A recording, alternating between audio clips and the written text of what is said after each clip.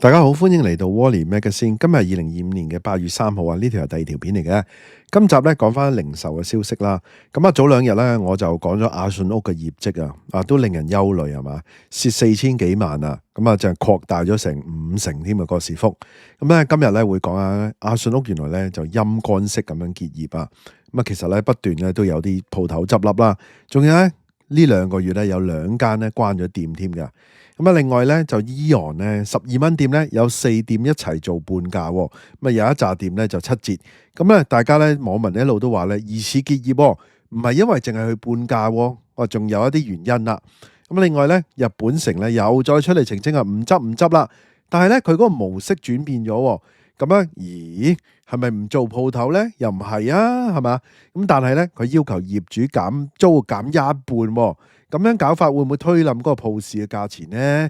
咁啊去片喺開始之前，希望大家免費訂閱我頻道 ，subscribe 我 channel，comment like 同埋 share 埋俾你朋友啊！如果可以嘅話咧，免費 join 埋我 Patreon 作為後備。行有餘力嘅話咧，可以喺 Patreon 嗰度咧每個月請我飲咖啡嘅噃。另外咧，我有一個最高級別嘅會員，咁啊有額外嘅內容啊，敏感嘅議題同埋一啲付費嘅內容俾大家嘅，多謝大家。咁大家可以關心阿信屋嘅咧，可以睇翻呢條片啦，2日前嘅咁樣講緊咧阿信屋嗰個業績咧，其實都幾令人憂慮啊！當日咧業績出咗，輸咗4381萬咧，咁啊股價急跌咗13%，咁樣蝕法咧蝕得幾耐係嘛？好啦，除咗業績之外咧，就睇翻阿信屋嘅近況啦。根據星島頭條嘅日報嘅報導啦，阿信屋嗰個近況咧，其實真係令人唏噓啊！咁啊主打咧平價日本零食嘅759阿信屋咧，最近咧港鐵將軍澳站咧個分店啊貼出告示咯，就話咧8月5號咧就最後營業日啦。結業之後咧，請大家咧去將軍澳咧其他嘅分店嗰度繼續買嘢咯。咁啊呢間咧就開咗13年噶啦，原來已經由2012年咧5月開，咁喺區內咧同港鐵站咧都係一間叫做老店嚟嘅。咁啊真係咧有好多街坊嘅回憶嚟嘅。咁其實講翻轉頭啦，759阿信屋嘅執笠咧都唔係新鮮嘅事噶啦。咁啊我意思唔係話全線，即係一路執落去啊，我哋叫做咧陰乾式執笠啊。其實佢哋咧喺舊年開始咧已經接連啊關閉多間新界嘅分店啊，包括將軍澳啊、東港城啊、天水圍嘉湖啊、屯門啊、巴黎、倫敦、紐約戲院、購物中心啦，仲有咧5月中咧喺大角咀嘅叫做澳柏裕豐分店啦。咁啊2間店咧已經係咧第2間執笠噶啦。咁啊嗱，其實咧就呢啲係上年嘅消息喎。咁啊今年咧即係再執啦，依家係咪？繼續一路咧2個月執2間。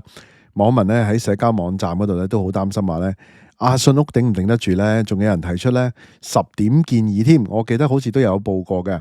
咁啊話咧產品咧太重複啦，會員價咧其實唔覺得抵，反映咗咧消費者對品牌個期望咧不滿啦。咁啊有啲意見仲話咧，喂阿信屋其實真係要諗個策略，點樣留得住嗰啲客人。咁啊你睇下呢個舊年嘅，依家今年啦。咁我想話咧。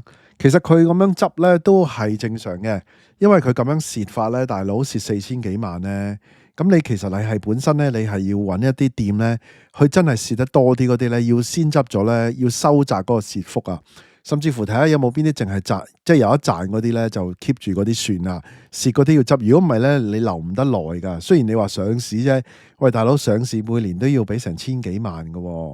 嗱，講到零售結業潮咧，都唔能夠唔講咧AEON啦。AEON咧嗰個日利啊，講緊跌咗60幾個 percent 喎，哇，跌60幾個 percent 啊！但係佢點都好過阿信屋，佢仲有錢賺啊嘛。咁啊，但係乜嘢拖冧佢跌咧？係咪啊？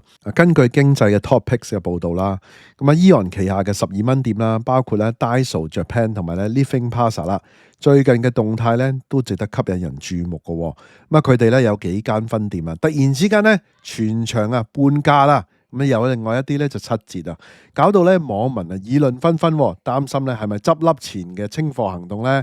例如咧大埔嘅運頭塘嘅呢個 Daiso Japan 咧，同埋咧海怡嘅 Living Plaza，全部貨品咧半價添㗎。嗱，屯門嘅大興咧同埋上環嘅 Living Plaza 咧，亦都係咧全場7折，部分嘅貨品咧仲要半價添㗎。貨品嘅優惠咧好多元化啦，咁有文具啦、玩具啦、家品啊、寵物用品啦、廚房用品、清潔用品啦，仲有超抵嘅20蚊買4件嘅食品面膜啊，同埋咧夏日必備嘅呢個涼感頸圈都係8折。咁啊嗱，其實係咪真係執咧？半價嗰啲啊，真係咧感覺係會執㗎喎，半價嗰啲，而且咁大範圍。就算唔係執咧，應該就係佢要成個咧策略要調整啦，要咧應對內卷、應對網購啦。以後係咪全部半價繼續做落去呢？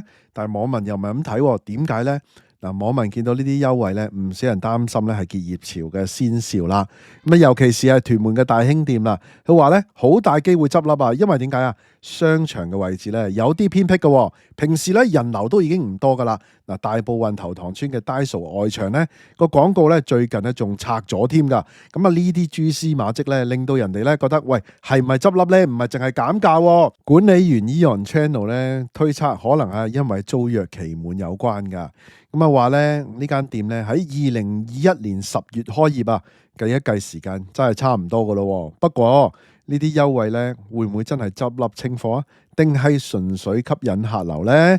暫時未有定論，大家咧去搶平貨就要去啦。喂，話俾我聽係咪真係執啦？你哋覺得？但係咧，就算係咧唔係執咧，其實佢就要減半價噶啦。嗱，減半價咧就牽連到咧佢咁樣要做呢個 offline 門鋪店點樣同網上競爭咧？鋪租咁貴，咁點搞咧？喂，講到鋪租咧，講下一個 case 啦。好啦，嗱，同樣咧面對呢個零售業挑戰，特別係日本城啦，咁啊好多傳聞啊，同埋好多情況，唔係話傳聞啊，好多嘅佢哋咧面對好多挑戰啊，咩 FreeCons 啊等等啦，係嘛，拼多多啊等等啦，都令到日本城咧面臨一個咧都幾難捱嘅一個光景噶。咁啊嗱，繼續講翻啦。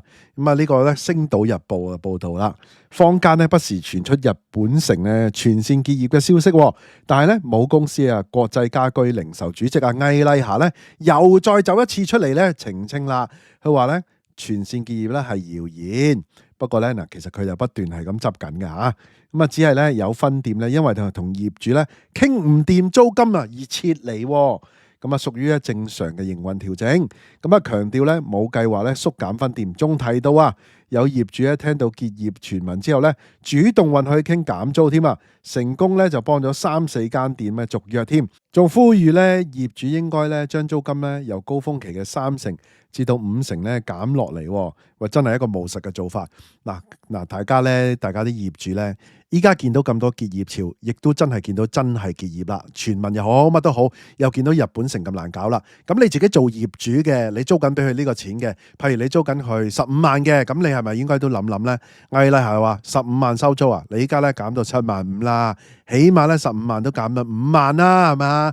如果咧業主大家都係咁嘅心態嘅時候，咁我想問啦。如果嚟緊嘅鋪頭 potential 嘅買家，咁你要買鋪頭嘅時候，你見到佢依家收緊呢個租金，係咪應該自己心入邊咧打個5折啊，打個6折咁樣咧，你先至好計數咧？如果唔係計唔掂數喎，咁銀行見到呢啲消息又點諗咧？如果真係大家一步步咁樣減，嗱租約期未完嗰啲就話啫，咁嚟緊嘅租約期咧此起彼落一路咧完落去，咁就會有一浪一浪咁樣嘅減租潮喎。仲有唔係淨係日本城，你睇業績報告啦，大家樂啊、大快活嗰啲咧，個個都話咧要大幅度咁樣減租喎。其實咧租市嘅崩堤咧，似乎係未完啊！業主呢次大鑊噶啦，其實咧後面銀行咧應該咧喺呢個時候分分鐘咧，佢咧急 call 窿又唔係，唔 call 又唔係。咁 call 都係會 call 噶啦 ，call 啲商業嗰啲噶啦，大嗰啲又唔 call 得，大到不能倒，咁啊 call 依家呢啲啦，咁啊所以咧我諗咧嚟緊業主都幾難捱啊！嗱，咁睇翻少少啦，日本城啊，佢點樣喺逆境求存？魏麗霞話咧，公司咧每年有超過100張租約咧要續租，咁啊佢哋咧會用短期租約等靈活嘅方式咧應對市況。知唔知點解短期租約啊？短期租約咧，一般得翻咧正常租價嘅大概5至10% 嘅租金嘅咋，有啲好啲嘅15%。所以咧，其實揦嘢啊啲業主。魏麗霞咧，佢講佢喺8月至9月咧會喺文心店嗰度咧開2-3間新店啊。但係咧，你諗下用短期租，即係用1折咁嘅租金啊，吓，即係咁啊，即係話咧，如果日本城依家300幾間店咧，咁樣運作落去根本係冇得做噶。咁但係佢哋咧就唔係話會執，而係咧變陣啦。變陣咧，其中一個就係依家1折咁樣租店，同埋其他嗰啲咧就半價續約咁樣咯。咁佢哋喺咧產品策略上面咧，佢哋主力就推呢啲輕消費啊、快零售啦，即係唔會好似以前咁樣嘅玩法噶啦，唔好諗以前嗰種日本店啦。咁啊，專注咧揾高性價比嘅產品，目標咧係3個月內咧將低價產品咧由100款咧增加至500款喎。嗱，佢嗰個改變幅度好大啊，100至5倍嚟噶嚇。咁啊，快消費品咧由6成升到8成。7月嘅數據顯示咧，毛利同埋銷售咧有單位數嘅增長啊，證明呢啲新嘅策略咧開始見效啦。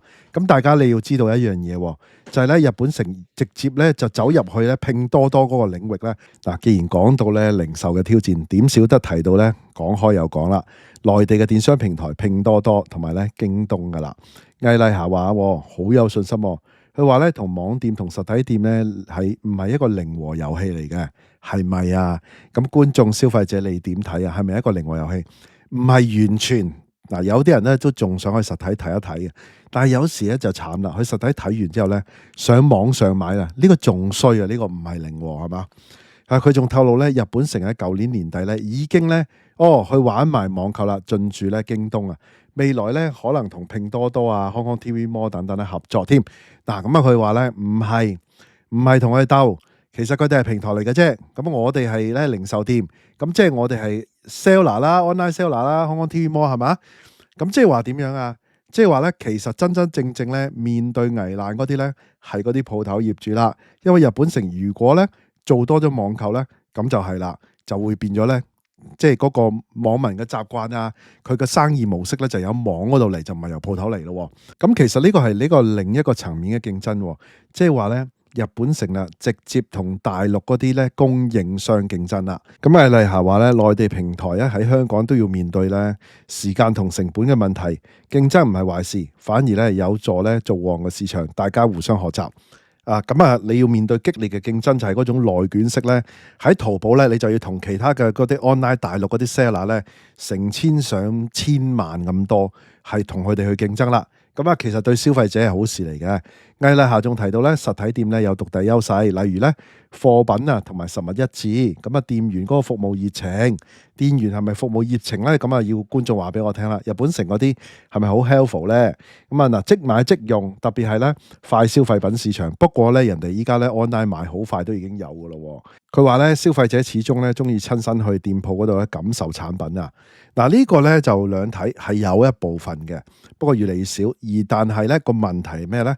個問題咧呢個優勢咧唔值得咧俾多咁多嘅租金，所以佢就話咯，租金咧劈一半就啱啦，係嘛？佢坦言咧，零售市場從來都唔易做嘅。依家咧其實更加唔易做啊，從來都已經唔易啊，本身係嘛？依家咧更加難啦。佢話市道好嘅時候成本高啦，請人難啊；市道差嘅時候咧，消費者就縮減開支。但係咧只要策略得宜咧，實體店依然有市場嘅。即管睇睇啦。但係其實簡單嚟講，市道差咧，依家鋪租仲係貴嘛。即係話依家呢種市道等於個鋪租要減3成至一半咯。差唔多啦。今日咧就睇晒呢啲啦。日本城其實佢都要面對 free coins 啊。free coins 咧就可能優質啲，18蚊又平又優質。但係佢嚟講咧，佢依家再賣再平啲嘅嘢，再快啲嘅嘢，即係再集價攤嘅嘢，再淘寶化嘅嘢啦。佢直接咧就進軍喺淘寶嗰度網上面一齊去玩啦。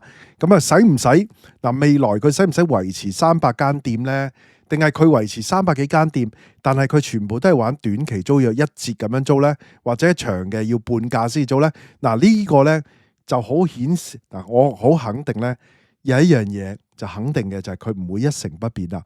佢唔會咧根據依家呢個租金咧繼續續約嘅，冇可能噶啦。即係話有市場上有300間店嘅，一定要減租嘅情況。如果唔係咧，佢就搬走啦，係嘛？或者搬去第二間肯減租嗰啲做唔住啊嘛，咁吉咗咯，咁租嗰間咯。好啦，今日呢條片咧就講緊3間咧差唔多類型嘅呢啲店啦。大家都睇到嗰個情況噶啦。有啲咩睇法咧？不妨喺下底留言啦。大家都聽到嚟呢度啦，希望大家 like 埋呢條片啦 ，share 埋俾朋友，記得未 subscribe 嘅要 subscribe 埋啊！可以嘅話，join埋我 Patreon啦。多謝收看，拜拜。